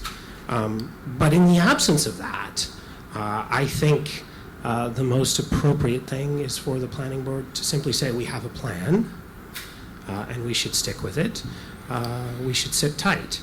And I really hope that's what happens. Whatever decision is made, it has economic consequences. To deny the variance, that has economic consequences for the people who are applying for it. But to grant it, well, there's going to at least be one other vacant building in Highland Park, the BB Big, which is right next to it. That won't survive if this is approved. So I think this is it's a net wash in terms of vacant lots. Thank you very much. Thank you. Just one thing I want to reiterate, and again, this is for the purpose, the positive purpose. I appreciate the commentary and the comments that are being made tonight and the sincerity, and I am hopeful that each and every one of you, as I've encouraged those of you, whether you're watching at home or whether you're here and I've responded to you or Councilman Malay's responded to you, this is all on the record here. Please make sure you get all of this on the record at the planning board. I think it's absolutely essential that this be on the record there. Okay? So I'm not trying to make, quote unquote, a town problem the planning board's problem or the planning board's issue. I'm just saying from a legal perspective, they're the ones that are going to consider this next stage. It's critical that they have this on the record as part of their consideration. Okay, other comments? Please. Yes, please come up and... Hello, Robert Slevich, 123 Magnolia Street. Mhm. I have a lot of points, but most of them will be brought up on Thursday night. I will be there. But my first point is, and my overriding concern is that this property and underneath the redevelopment agency is being developed at a lower density than it previously was developed. Right now it had one business, which was a Sunoco, and it was also a service station. The current proposal is to put in a convenience store. With an office upstairs. With an office that's accessible only through, from what I've seen on the plans, there's only one entrance. It's not on Raritan Avenue, which is part of the design guidelines. The entrance is off of the parking lot, which is on Raritan Avenue, which is against the design guidelines. But the offices would essentially be storage for the 7-Eleven. And office space for the 7-Eleven, as near as I can tell. In the future, it would have to be, if that business folded, the building would have to be redone in a way that makes it more accessible. My understanding is that it has 14% of the area is being utilized and built upon, whereas you can build upon 75% of it. We have properties on the north end where everyone's complaining about high density, and then right in the center of town, we're proposing the lowest density building that I've seen. The design guidelines are looking for 3- and 4-story buildings, and then this is a 1-story with a faux second story. To me, my questioning is really going, what is the redevelopment agency doing, courting something that goes against the design guidelines? The design guidelines actually say that exceptions can be permitted by the planning board when they further the design guidelines. Meanwhile, the developing agency is making exceptions to their own design guidelines. I have numerous things for the planning board, but right now, my question is, where is this with the development agency when they're making exceptions to the design guidelines? Ed, is Pedro, I'm sorry, hang on one second, Rob. Ed, is Pedro allowed to comment on that at all? Sure. Well, the properties under redevelopment. I'm sorry, Pedrick is a redevelopment agency commissioner, so go ahead, please. Properties under redevelopment fall under the, let's say auspices for one of the, I don't know which word applies, of the redevelopment plan. And so that, part of the redevelopment plan is, the goal is to improve properties. And to put it in general sense, it was the opinion of the redevelopment agency that this project warts and all, improves the property significantly from an abandoned site. And I think that is the overriding, both the mission of the redevelopment agency and the overriding concept. Now, I don't know about, again, yes, it is not accessible from the second floor, but there was no mention of using the second floor for storage. It would seem that if you have to go outside and come up, it will be offices for the 7-Eleven, I think, corporate and everything. But underlying everything here is that the desperate need for new structures along Raritan Avenue. Now, you say that, it would be far less expensive for some person down the line to, let's say, buy this property and put an attached building and reconvert this, with a front entrance than it would for somebody now, let's say 2-3 years from now, to look at this property and say, I'm going to take down the gas station and build anew. And I think, and I've talked to, and I've gone back and forth with Randy on this, and it's my deep concern that, we might have a plan that works, but does it work if no one builds? And that's my really, if no one, you say that, this was the first person that came. No, this was the only person that came. This is the only person that has come anywhere close, to this property in 5 years. And so I think I need, my thing is here is not to, and there's excellent things about the curb cuts and everything like that. That is my biggest concern, and I think it should be part of the discussion, is that, a lot of times you'll hear people say, oh, why can't you get this store, and why can't you get this store in here, and you're like, great, competition, that's all I need. But, a lot of what happens is that they come in and look, and there just isn't the space for them to move in here. I forget, what was it that Trader Joe's wanted, something like 20, 30,000 feet or something like that, and this property, small as it is only 2,000. So yeah, I'm not knowledgeable enough on the very specifics of the plan to talk off my head, but I think, where this is coming from is to, and we talked about, let's say, economic things. Having an abandoned gas station that's going to sit there for, the next, regardless of whether the market's improved, something to turn around and get something built and go through this process will be 5 years minimal. It's like this drag anchor on redevelopment throughout the downtown. And so for me, I think those are valid considerations to weigh upon this proposal. And I don't mean to get argumentative or anything like that, but I think that's an important issue, that, I'm a carpenter by background. I like to build things. I like to build good things. But, it's important that, that the plan that we have in front of us and the flexibility of it allows things to get built in certain fashion. And we may disagree on this, but I just wanted to bring this to the forefront that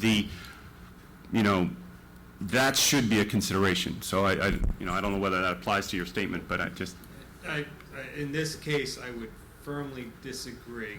And I would state unequivocally that I think a 7-Eleven, a 2,000 square foot building, when there's the potential to build out to the corner and to put the parking behind, meet the design guidelines, have mixed use, second floor, third floor, and meet all those requirements, that the 7-Eleven on that corner will be just as much of a drag overall for this community as an abandoned Sunoco. Okay. With the potential, actually, abandoned Sunoco with the potential to build meeting the design guidelines, I think has more potential to it than a 7-Eleven on that corner.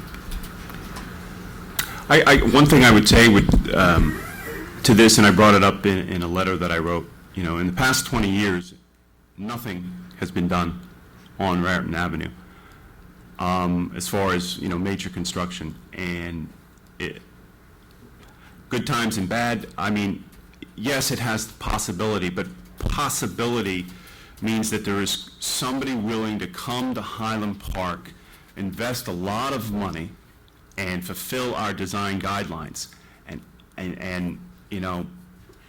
all I can say is, from my experience of beating the bushes, trying to get, people into town, interested into town, that is my major concern. So, I just, that is my perspective. And because I think that, as I said, if we don't begin to at least take some of the burden and, if we have a thriving downtown, it would at least, mitigate some of the rising tax pressures that we have in town, it's going to drastically affect, going forward. And frankly, I don't see somebody coming in the near future and, building on that space other than this project. There's no one out there. Okay, so what I want to do, bless you, what I'd like to do, with your indulgence, Rob, if that's okay. I mentioned before that there are, let's say, variances in opinion. I don't want to use variances in the land use sense. Let's say there are divergent opinions on the council. I think I alluded to that before. I don't want to couch what I'm about to hear, or we're about to hear, as a divergent opinion, but I know one of the other council members has a few questions that they'd like to pose, or a couple of statements they'd like to make. So, Council President Brill-Mittler, did you have something you either wanted to add or suggest? Yes, I just wanted to say that on the council, we often wrestle with many of these concepts and ideas amongst ourselves.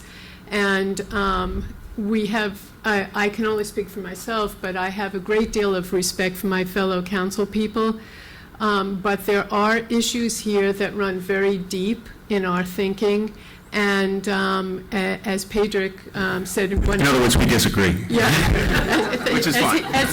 I was going to say it much more elaborately. Yeah. But as he so eloquently stated in one of his letters, in response to one of the letters that we've been receiving, not everyone on the council has the same opinion that Councilman Millet does. And And we can't tell you what that opinion is because he's a planning board member.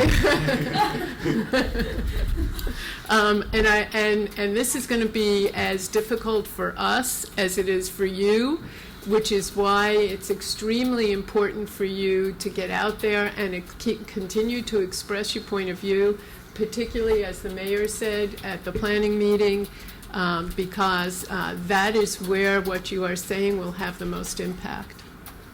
You know, and I will reiterate, I'm grateful, A, for the diversity of opinion up here, and I am grateful for the diversity of opinion out there, wherever, in here, and out there, because this is what makes this community such a special place to be. I mean, at times it can make life extremely interesting, but nonetheless, this is a very, very important discussion, and I understand that it transcends, and I think we as a governing body understand it transcends with all the sensitivities to the people who are most directly affected. We understand that every time a major development, or what for us is a major development, happens, it's making a statement about what we want, who we are, and what we want to become. And so we respect that, and we think it's important that that process play itself out. I'm sorry, I interrupted you, Rob. Go ahead, please. The other question was, is the redeveloper still provisional, or since the plans are going to the planning board, are they now? I don't know the exact term, but he is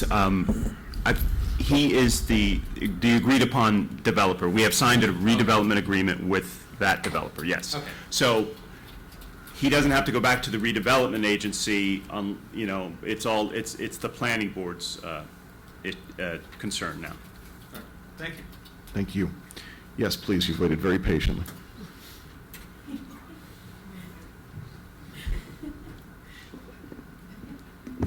Laney Rockman, 201 South 2nd Avenue.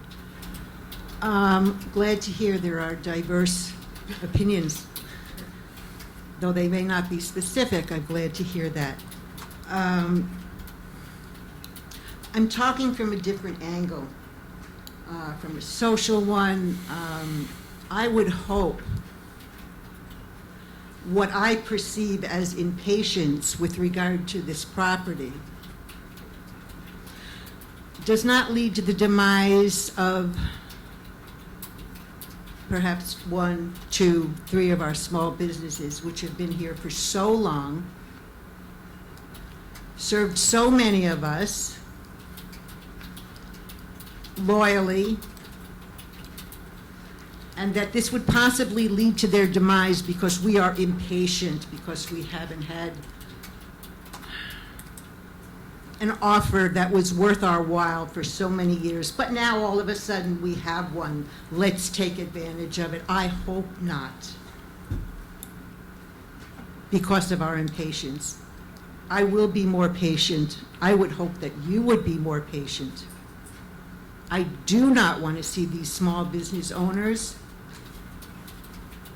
lose their livelihood as a result of this possible decision, a poor one, in my opinion. I appreciate the mayor getting back to my email. Thank you. There is something in there I would like to ask you specifically. If I can answer it, I'm happy to. Fine. It's with regard to a phrase, finding creative ways to be supportive with regard to... Right, that's a comment that I made. May I finish, please? Go ahead, please. Thank you. Finding creative ways to be supportive. I would hope that those ways, which I'm about to ask you to describe, are in support of the maintenance of the existence. Otherwise, what is your creativity? What is that you have in mind that is creative? Well, I think the whole sentence was that I invited the owner of BB Big after I met him Correct. at a recent meeting. And I said, please call my office, come in and see me. We're sensitive to the issues here. There are certain things that we as a governing body may not be able to do. Like, for example, we can't hold the hearing here tonight and make a decision. But I would like to brainstorm with you and talk about what we can do as a community to try to be supportive, whether it's to help promote him in other ways or whatever else the case might be. So that invitation stands. So it was a function of, I can't sit here tonight and tell the planning board what to do. They're an independent body. But in terms of things we might be able to do, for example, I think this is okay for me to say, a number of businesses here in town have gotten free marketing plans. I'm a marketing professor part-time at Rutgers. A number of businesses here in town have participated in that process for free. They've gotten a marketing plan to help them grow their business and create more visibility for it. Some with, I think, reasonable amounts of success. It's just something that, because of the Rutgers community and the nature of the small businesses that we have in surrounding communities, it's something we've been able to take advantage of. I'm not saying that's the only thing we could do or that's something we could do tomorrow, because that class doesn't meet again until the fall. But I'm open to suggestion, and I would like to be able to have that dialogue, and I welcome that dialogue with any business owner that wants to come in and say, here's what Main Street is or isn't doing. Here are things that maybe we can help guide in terms of what it is that might be done. I don't say that I have any preconceived notions in this particular instance, but I'm open to suggestion, and I think that the governing body would be open to suggestion, and I would think that those are things that if we had to socialize with Main Street, they'd be open to suggestion, not just because they would benefit this particular business owner, that would be great, but hopefully a rising tide lifts all ships, and those are ideas that could potentially benefit a lot of the business owners in town. So these were no specific creative ways of yours that you were referring to? Well, you were trying to elicit them from the small business What owners? I said is that I'm open to brainstorming on that subject. In other words, there are a few things going on here. The first thing is that I've seen anything and everything, for example, through these marketing plans. I've seen Rutgers students say there's 12,000 or 14,000 or 15,000 students across the river. There are ways that you can make us more accessible to you and we'd be more accessible to them. That could open up a whole new market. I've seen people say anything and everything from that could include transportation amenities that we don't have anymore, like having a bus that connects Rutgers or a bus that connects us to the broader county system, et cetera. So some of it could be transportation related. That may or may not affect this one particular business dramatically, but it might affect a lot of businesses along Raritan Avenue. I guess I was just referring to these two specific small so- businesses specifically. Okay, well, what I'm saying is that I would need, I'm a management consultant by training, okay? So typically I don't shoot from the hip. I don't claim to understand everything there is to know about the retail and convenience business. If I can have a conversation with a business owner and get to know what it is they're doing, I might be able, or we as a governing body might be able to make some specific recommendations that otherwise might not be apparent to us, but I think that's a process that comes through dialogue. I mean, that's just a pragmatic consideration. So, if you're saying to me, what did I have in mind? It wasn't, it wasn't political, it wasn't grandstanding, it's a legitimate open offer, and I'm happy to fulfill it in any way that we reasonably can. I don't have any preconceived notions about what those ideas might or might not be, but I'm willing to entertain them. And I think that, it behooves us to hear what's being said and to have a dialogue about those things. But that's, what I was saying was, that's as a balance to the land use process, because, as I said, I can't say what the planning board is or is not going to do. But in terms of trying to be supportive to a local business, maybe it's saying that, and we've talked about this, maybe there are ways that, we go into businesses and we showcase, profiling business owners, on HPTV. There are ways that we can do that within the confines of what our cable TV contract is, et cetera. So there could be any of a number of ways that we can help promote, socialize, create access to services that maybe people don't realize are being provided or not. I think, and I'll just wrap this up, in addition to using your word promote, I would hope that we would, as elected officials, as a town, protect those that have been here for so long, not just ways to promote, which I'm sure would be helpful, and I appreciate your saying that. I need to protect them, and that's my concern. I guess I'm talking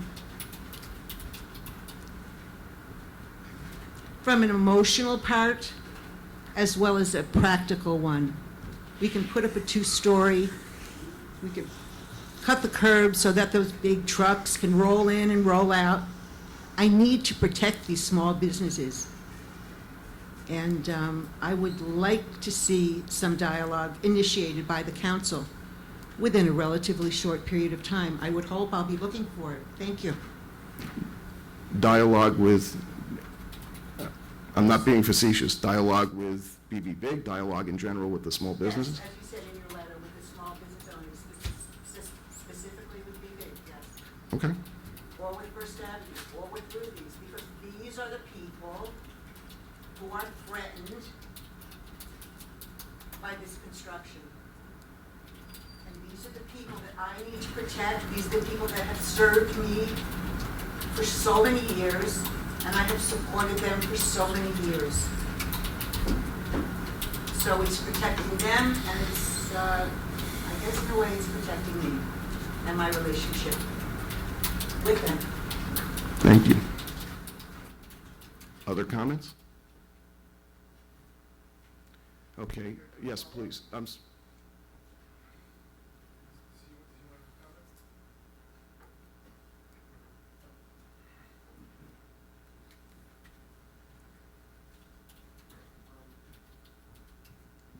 just want to make two quickies. One on the issue of, should we be patient or should we not? I mean, and I said this in my letter, nothing's been built anywhere in the last 5 years. So the fact that there's been no proposals here just means that, we live on Earth and there's been a bad economy.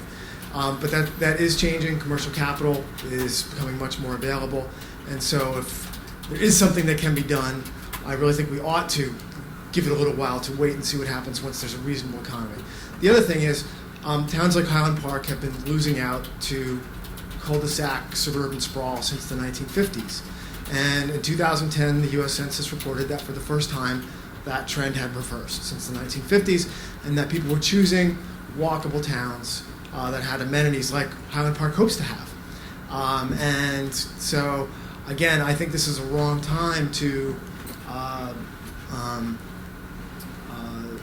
make a short-term decision when we could be patient and see what we could get. We should give it another go. We should wait for another cycle and see what we can get. And then finally, I'll just say that if that property were to remain abandoned for another 5 years, I think there's a lot of people that would just say, well, that's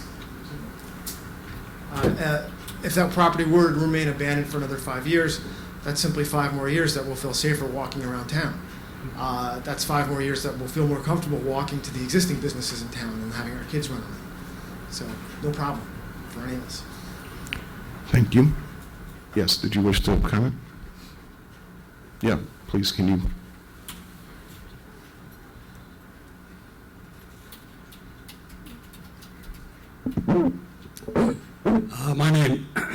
My name's Herb Gross, and I live on Adelaide Avenue Apartments. I just have a few comments. I've listened to quite a few of the people, the gentlemen and the young ladies, with their comments, but I haven't heard anyone say, is this going to be good for the tenants that live in the apartments? We have quite a few apartments in Adelaide Gardens. We have the apartments on Adelaide Avenue. This 7-Eleven is going to be an asset to Highland Park and the tenants living in Highland Park. During the inclement weather, during the winter months, this 7-Eleven is going to be an asset. And I fully support 7-Eleven owners and ownership, and I would like to see the 7-Eleven built. Thank you. Thank you. Any other public comment? Okay, thank you. So I'm going to close. Oh, I'm sorry. Yes, I apologize. I'm sorry, Bobby. Spoke too soon. Yes, please. Would you identify yourself and give us your address? Yes, Bobby DeMar, 442 Cedar Avenue. I've sent the council and mayor some information today, and I think I just want to sort of, reiterate my concerns on this development. One of which is that, the storefront saturation. I happen to love 7-Elevens. I happen to love franchises. I think they're all great. I think 7-Eleven is one of the better run franchises on a global level. I do, however, have concerns about storefront saturation, in this town and in that vicinity, and the effect that a 7-Eleven would have on-route fees on BBB and on Park Deli. And I'm sure you guys have heard that throughout the evening. But I think the other issue, to Pedrick's point on sort of, capital, which is, where I'm really coming from in this is that, and I think, Randall spoke to that as well, which is the market's opened up significantly for commercial capital. I mean, I think so far in 2012, there's been nearly $4.5 billion in commercial securitizations, of which 50% have been retail driven. So, the market's significantly different than it was over the last 5 years. And the market conditions are back roughly to where they have been, not perfectly, but roughly 05 and 06. So, I think it's a little bit premature at this point to rush into development of this nature that could compromise existing businesses and lead to more storefront vacancies when there is a, opening up of the capital markets in this space. And that's all in my very long and painful email that I sent this afternoon. Thanks.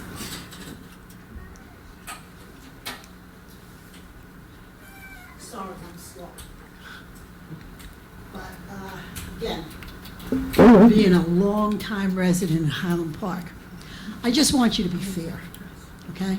Oh, I'm sorry. Can you give us your name and address again? Yeah, Connie Bongiovanni. You should remember me, Anyway, when I was growing up, we had a miniature golf course where the post office is.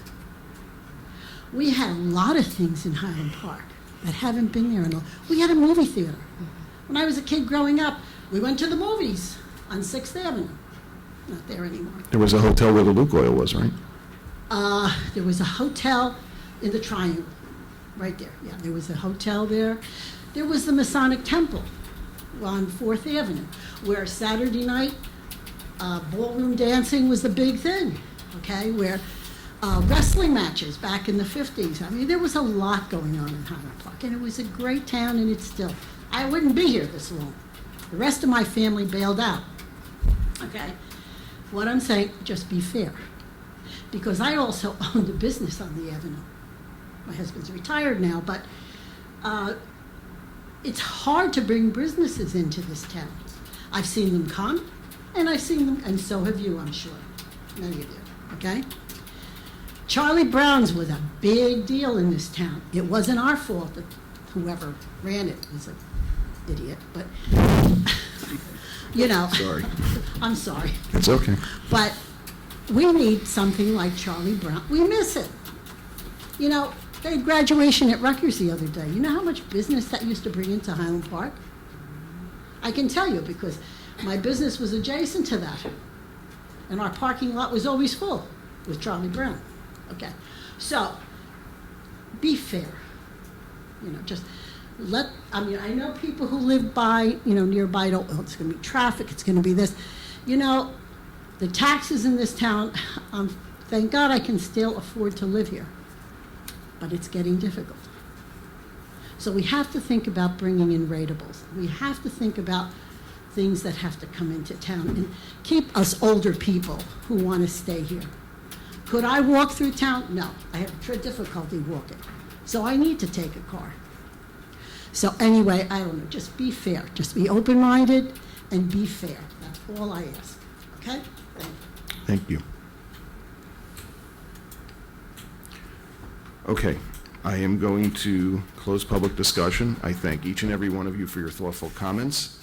And just before we adjourn, again, as I said, I think that there are two things here. There's a short-term issue, not an urgent issue, a short-term issue in terms of a decision that's pending before the planning board for this specific application. And then there's the other issue, which is to have this communal conversation on economic development and land use, and I look forward to that. So with that, thank you all for coming. Thank you all for your very thoughtful comments. And do I have a motion to adjourn? Motion to adjourn. Second. We're adjourned. Thank you. Times like this, I could use Charlie Brown's.